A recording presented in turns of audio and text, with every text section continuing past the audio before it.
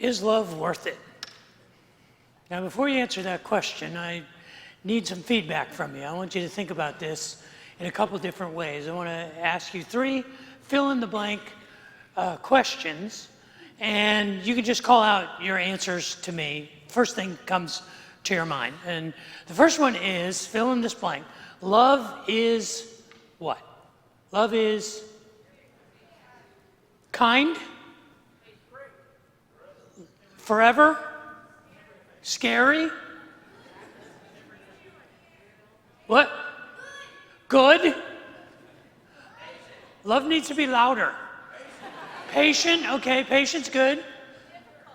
Difficult. Sacrifice, good.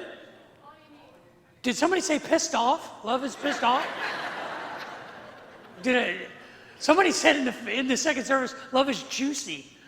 But what they really said was love is judgy. And I went, oh, I don't think so. But this is brainstorming, so there's no wrong answers. So love is God. Love is what? 4-letter word. Yeah, somebody in another service said it's a verb. Okay, the grammar Nazis have spoken. All right, let me give you a second one. See if we can generate some brain thought, some feedback on this. Love makes me blank.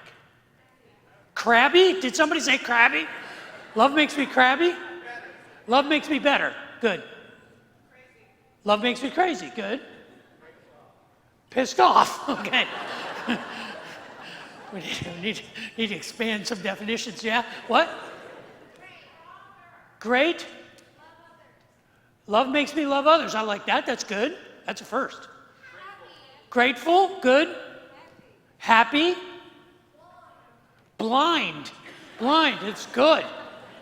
That's good. There's no bad answers, but that one's better than most. Love makes me coffee? Love makes me coffee? Did somebody say love makes me coffee? Bill Coletti, did you say love makes me coffee? Wow. You're marrying him, you know. Love makes me coffee. Somebody said, I'm surprised it hasn't come up in here in the last 2. Somebody said, love makes me complete. Jerry Maguire was in the first 2 services. All right. So love makes me, here's the third one. Love doesn't blank. Love doesn't judge. Good. Love doesn't apologize. Did somebody say wow to that? Love doesn't what? Love doesn't care. Love doesn't suck. Love doesn't suck. The guy who said love is pissed off and love doesn't suck is good. Get together. What else? Love doesn't judge. Love doesn't keep score. That's good. Love doesn't stink. Wow, you need to get out more. Love, just a couple more. Love doesn't fail. Good. Love doesn't hurt. Love doesn't control. Nice. Love doesn't end. Love doesn't die. Love doesn't stop. These are good things. These are good things. But hopefully you get an idea of the ambiguity of love. The difficulty of love is defining it. The difficulty of love is kind of categorizing it because it's so ambiguous, it's subjective. And if love is difficult to define, love is also difficult to do.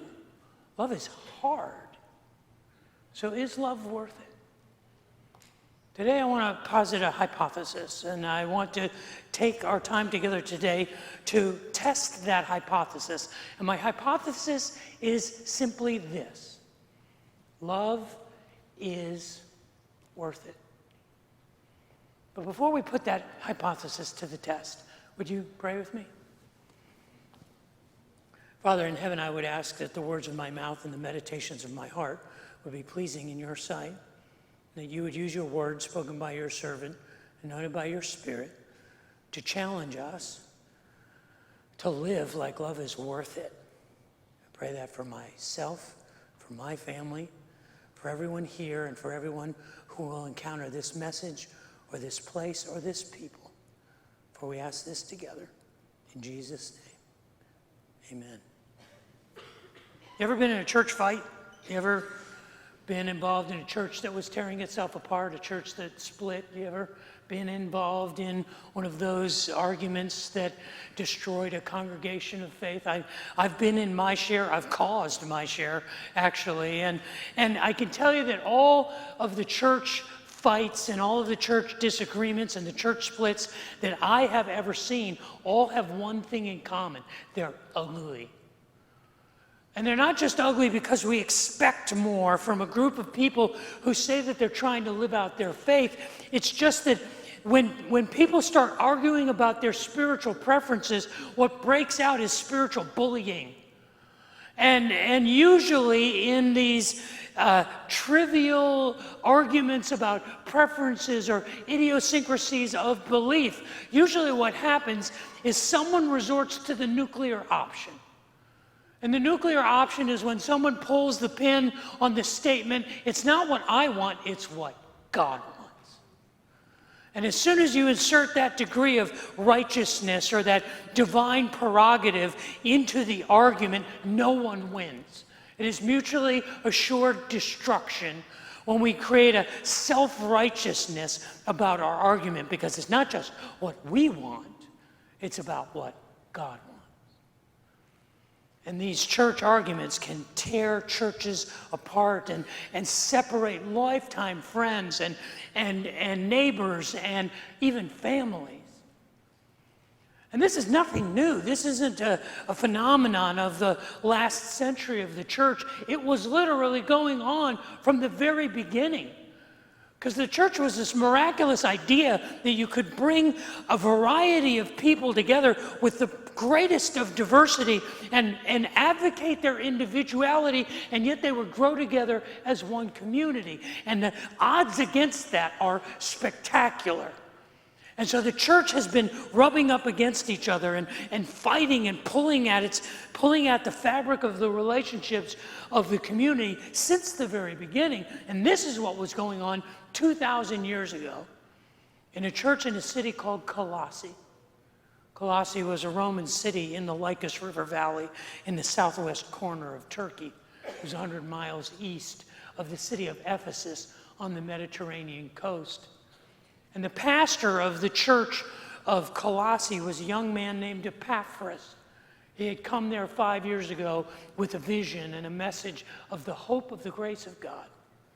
And the church had been planted, and he was shepherding the church, but now the church was tearing itself apart. There were Gnostics and Judaizers, each with their spiritual preferences and their theological idiosyncrasies, and they were threatening to destroy this community of faith. And Epaphras was so desperate for help that he gathered a delegation of other pastors from Hierapolis and Laodicea and Timothy from Ephesus, and they traveled together to visit their mentor, the Apostle Paul, who was under house arrest in Rome. Epaphras and his other pastor friends visited with Paul and shared with him the tension and the conflict that was going on in their churches. And Paul wrote a letter to the church in Colossae. And he gave it to Epaphras to take back to the people in that church.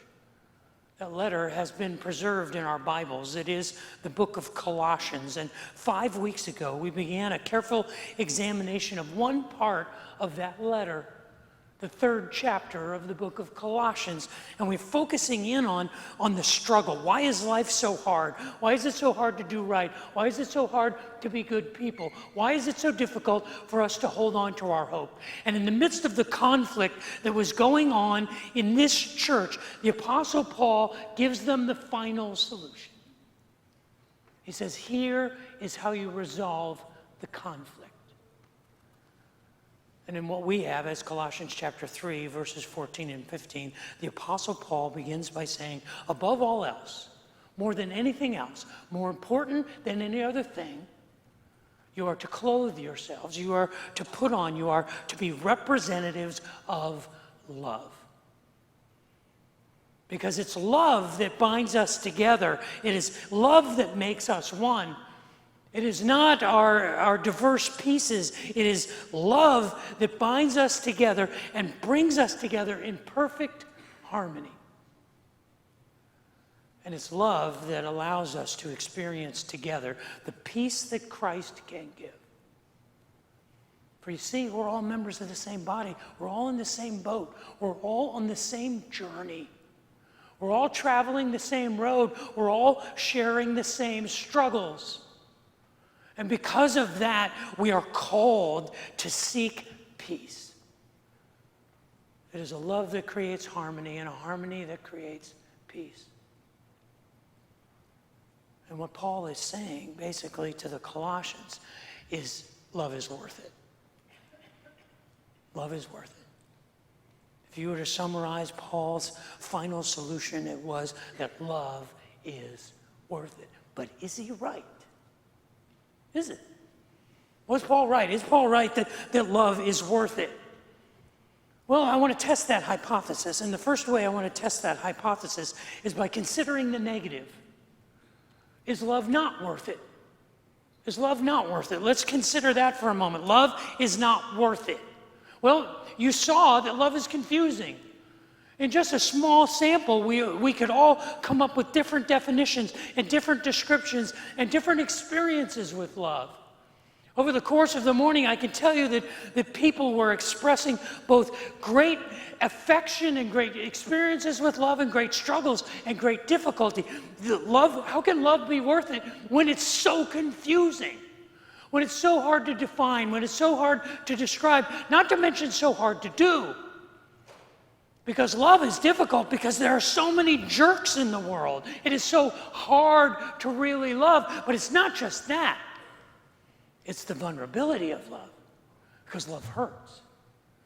Because when you love someone, you open yourself up to their burdens and to their needs and to their failures and their faults. The nature of love says, I will take responsibility for you, for your damage and for your woundedness.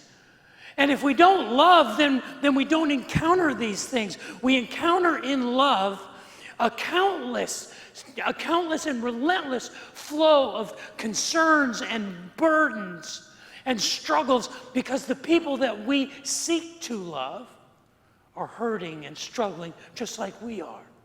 So we add to our own burdens the burdens of those around us. How can love be worth it when it involves such an unreasonable risk, when it requires an incalculable cost?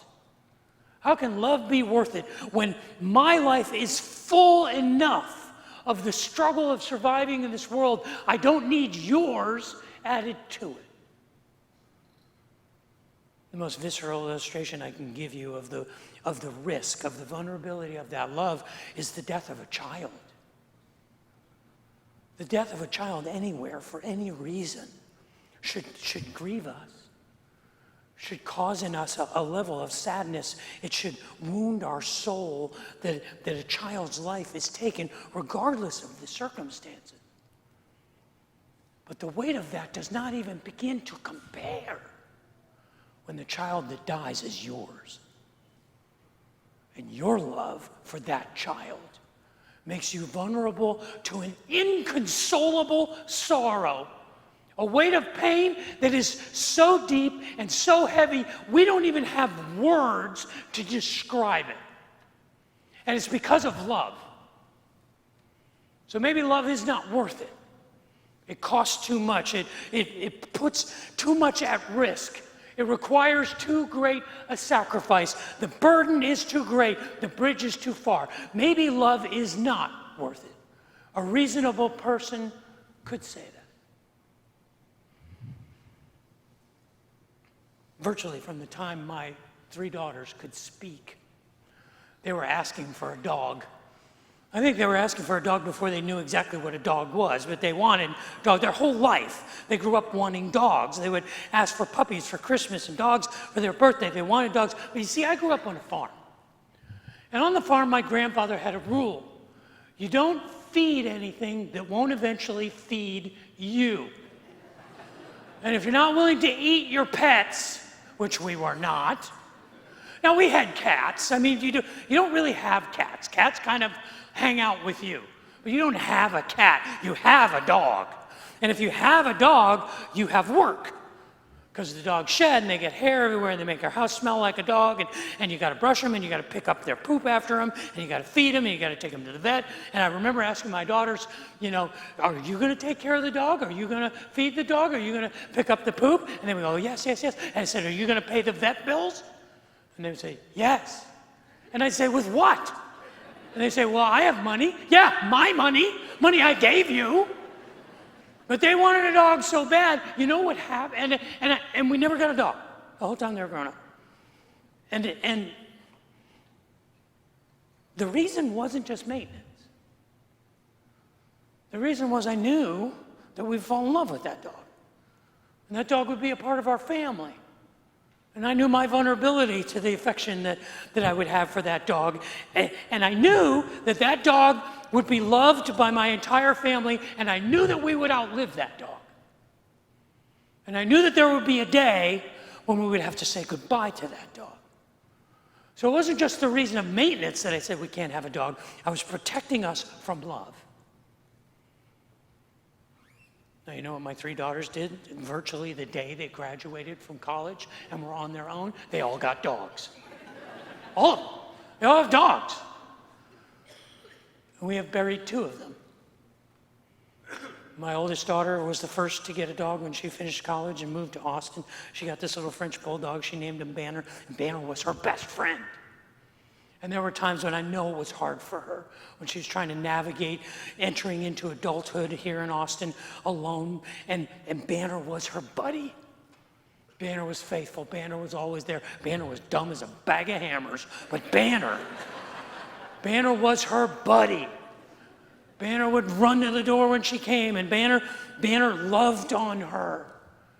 And when Banner got cancer and he had to have a leg amputated, 3-legged Banner was just as loving as 4-legged Banner.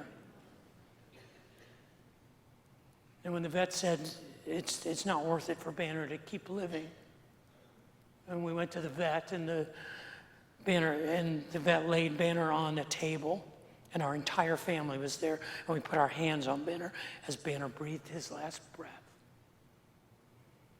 And the pain of that is real. It's real. And I would do it again in a minute. And every one of my daughters would say the same thing.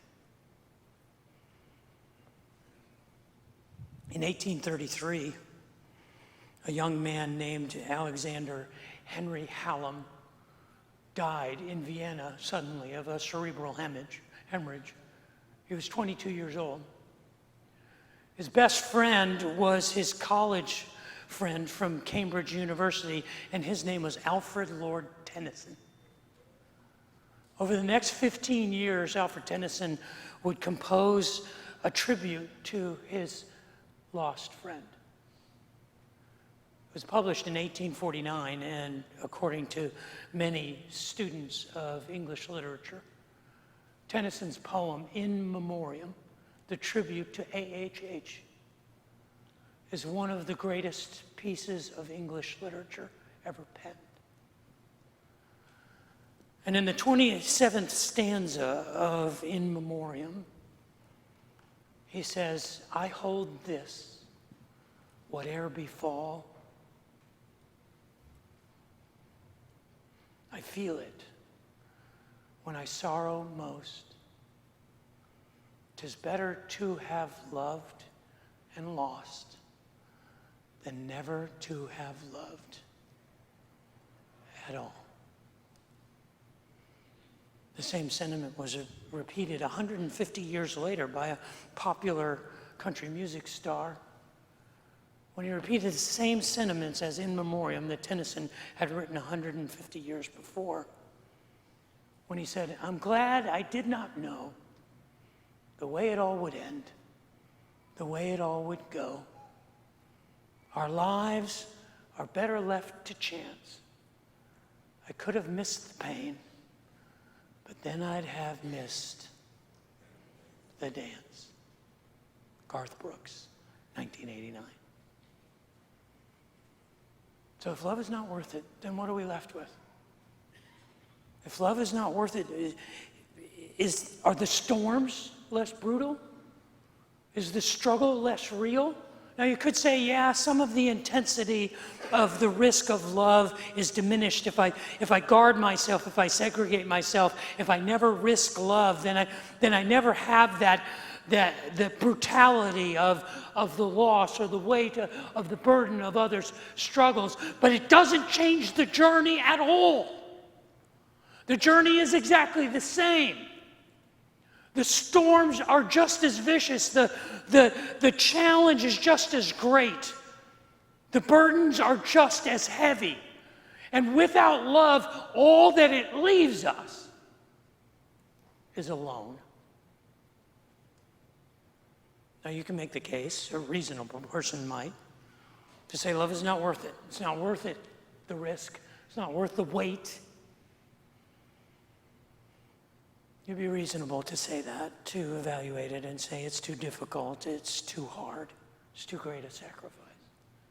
I choose not to love. Love is not worth it. But what if you choose to say love is worth it? What does that mean? Let's put that to the test. Love is worth it. What does that mean? To understand what that means, I want to invite you to the gate. You have to go to the gate with me if you want to understand why love is worth it. And the gate is a small body of water. It is pinched between the Marin Headlands and Sausalito to the north, and Fort Point and the Presidio in San Francisco to the south. The gate is the narrow body of water that goes from the Pacific Ocean into San Francisco Bay. People who sail on San Francisco Bay call that passage under the Golden Gate Bridge the slot. And the sailors I have known in the Bay Area are people who are pretty impressed with themselves. And on more than one occasion, I've heard a sailor say, if you can sail in the slot, you can sail anywhere in the world. Now that's probably an exaggeration. But if you sail into the slot, and you are unprepared for the challenges that it holds, you do so at your peril. Because the tides that change as the tide comes in or the tide goes out can change the currents dramatically going through the gate and into the slot. If you are sailing out as the tide is going in, even with a favorable wind, your boat can virtually stand still in the water. Whereas if you are coming in with the tide with a favorable wind, you can achieve hull speed on your boat almost instantaneously. And I've seen it where, and heard stories about sailors who were entering into the slot when suddenly the winds changed. And it threw their boat at a high rate of speed directly at the cofferdams that support the foundations of the Golden Gate Bridge. And if you're a sailor, that's a terrifying thing, to be moving at a high rate of speed toward a large immovable object. You better not underestimate the perils of the currents and the tides, because the water is frigid all year round. And it is usually choppy, if not downright large swells. And the weather can change without warning. It can roll in over the Marin Headlands or up from the coast without a moment's notice. And that's not to mention the fog. The fog that can slip into the gate and slip down through the slot almost in a matter of minutes, to where you can be sailing along in perfect daylight, and moments later you can't see the top of your mast or the bow of your boat because the fog is so thick. The waters there are treacherous. It's what makes Alcatraz such a formidable penitentiary, because the prisoners in Alcatraz could see the city. They say, how hard would it be to jump off of this rock and swim over there? But everyone who tried it was a death sentence, because the waters of the slot were so formidable. The unfortunate souls who decided to end their lives by jumping from the Golden Gate Bridge, it's estimated that many of them, in fact, survived the fall. But virtually all of them were lost when the currents carried them out to sea in an area that is patrolled by great white sharks. Many of them were never found because of the perils of the waters of this slot. you want to understand what love is worth it, I want you to understand the slot as a metaphor for life. I want you to imagine that the area to the north, the Marin Headlands, where Sausalito is, represent the mystery that is life before life.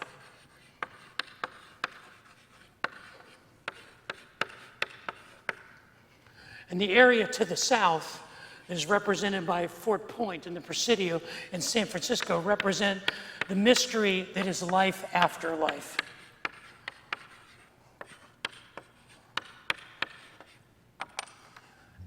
And life is lived in the waters of the slot.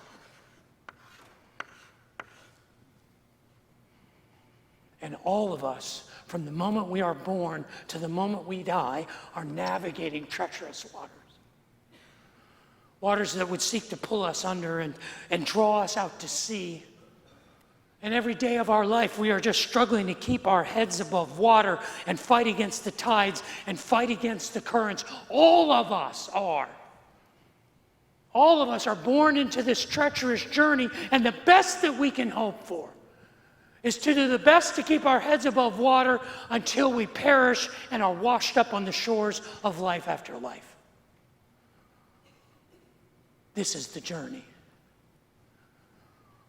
I know you're thinking, Dave, that's dark. Wow, man, you are pessimistic. Come on, give us some light. Well, there is light. Because there's another way to make this journey. And that's the journey that love provides. See, the journey that love provides is built on two pillars, like the Golden Gate Bridge. They're sunk into deep caissons that go down into the bedrock below the waves. And the one on this side is the pillar of faith. We are guided by what we believe. We don't believe in things. We live our life by our beliefs. The reason you get out of bed in the morning is you believe that the opportunities ahead for you are worth pursuing. If you didn't believe that, you would simply pull the covers up over your head and never move. You want to know what clinical paranoid depression looks like? It looks like I cannot believe that it's worth getting up in the morning. It's a crisis of faith. But we all build a pillar of faith. These are the things that I believe. The things that I believe are right. The things that I believe are good. The things that I believe are valuable. We all have them. The other pillar upon which love rests is the pillar of wisdom. These are the things that we know, the things that we learn, the things that experience teaches us, that science teaches us, that the accumulated knowledge of generations gone before teach us. And we want to build both of these towers tall and strong. Because wisdom is the tower of our knowledge. It's the things that we can prove, the things that we know. And what is strung in between these two towers is the cable of truth. Because what I know to be true is hanging from what I believe and what I know. And the journey across the slot is a journey of love that hangs from the cable of truth between the towers of faith and knowledge. But it's not a pathway, it's people. You see, the way love works is that two people decide that they will have another. I mean, the simplest way to put it is we are here because two people fell in love. And we hold on to truth as we make our way across, and we hold out our hands to those who are coming behind us and those who have gone before us, and we build a passage over the chaos and through the desperate times in the slot, because we're holding on to truth and we're holding on to each other. And we begin to make our way through life because we help others move and others help us move. It's kind of like we just not American Ninja Warrior, but it's kind of a team activity. What you do affects me, and what I do affects you. That's what love requires. That I remember I am not in this alone. I am on this journey with others, and I'm holding on to truth, and I'm holding on to those who are coming. You ever play this game? It's called Barrel of Monkeys. You ever play Barrel of Monkeys? It's full of these little critters like this. And you know what they're designed to do? They're designed to hold on to each other. They're designed to connect to each other. I have never seen a more apt description of what the church is supposed to be than a barrel of monkeys. Because this is what we are designed to do. We are designed to form a chain that says, let me help you and let me be helped by you.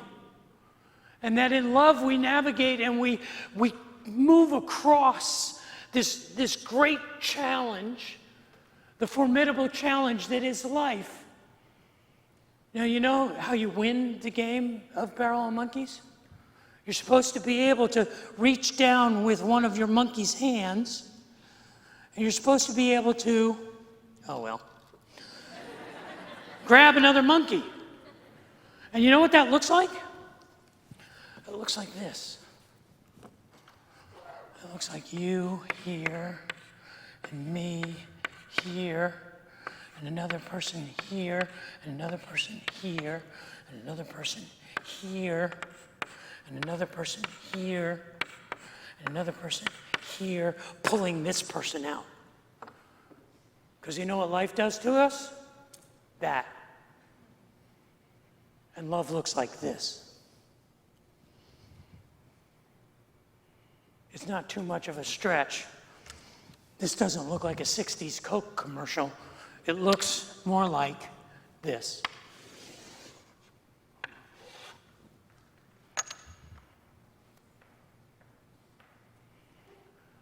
Is love worth it? Love helps us navigate through this storm and the channel. It doesn't eliminate the elements. It doesn't eliminate the challenge. But it helps us, anchored in truth and faith and knowledge, to navigate through the slot. I believe this is exactly what Paul was saying when he wrote to the church in Colossae that was tearing itself apart. When he said, above all else, above everything, clothe yourselves with love. Because it's love that binds us together. What does he say? In perfect harmony. He could have used the word for unity there. He could have used, he binds us together in perfect unity, but he uses a musical analogy. Musical analogy would have been harmony or unison. He doesn't say unison. Unison means everyone singing the same note at the same time in the same way. And that's not what he says. He says, love makes us make harmony. All of the different notes combined into amazing chords that create a symphony of sound. That because they are different, because they are put together in elegant ways, the result is much more than a unified voice. It's a harmonious voice. And it's that harmony that is a reflection of the peace that Christ can bring. Because we're all in the same boat, you see? We're all drowning in the same water. We're all members of one body. And we are called to live together in peace. Paul does not say to the church in Colossae, stop fighting. He says to the church in Colossae, start loving. Because love is worth it.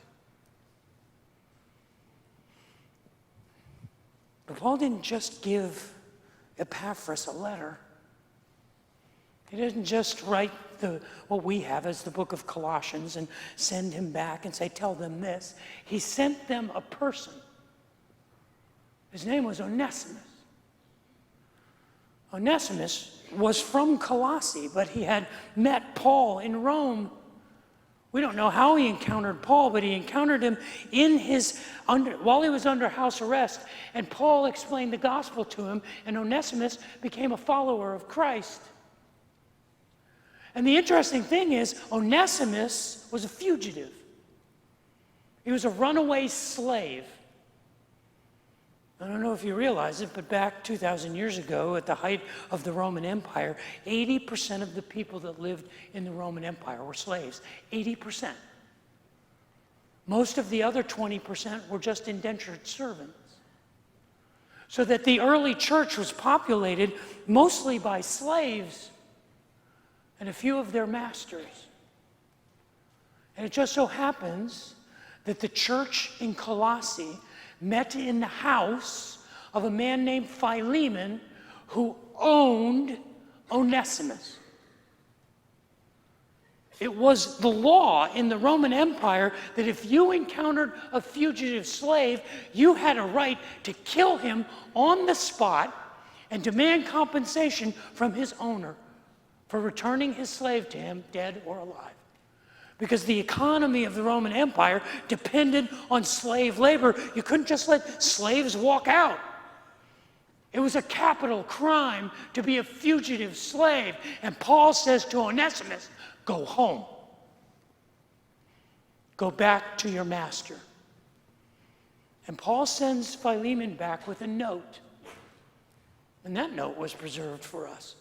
It's in your New Testament as the book of Philemon. And in the book of Philemon, Paul greets him and says, you know this person, he is your fugitive slave. And then he cuts to the quick and he says, you know, I could order you, I could compel you, I could boss you and tell you to do the right thing, which is to forgive him.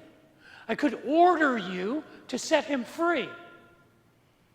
But love that is compelled, love that is commanded, love that is ordered is not love. And he says, I'm not going to send him back so that you can, under my instruction, forgive him and set him free. No, I appeal to you on the basis of love. What does love require? Because this is no longer your property. This is no longer your servant. This is your brother. He is my son, just like you are. What does love require, Philemon? Because Paul knew that the church that was tearing itself apart over the Gnostics and the Judaizers, that those petty arguments could not stand up to the power of a love that forgives and sets someone free.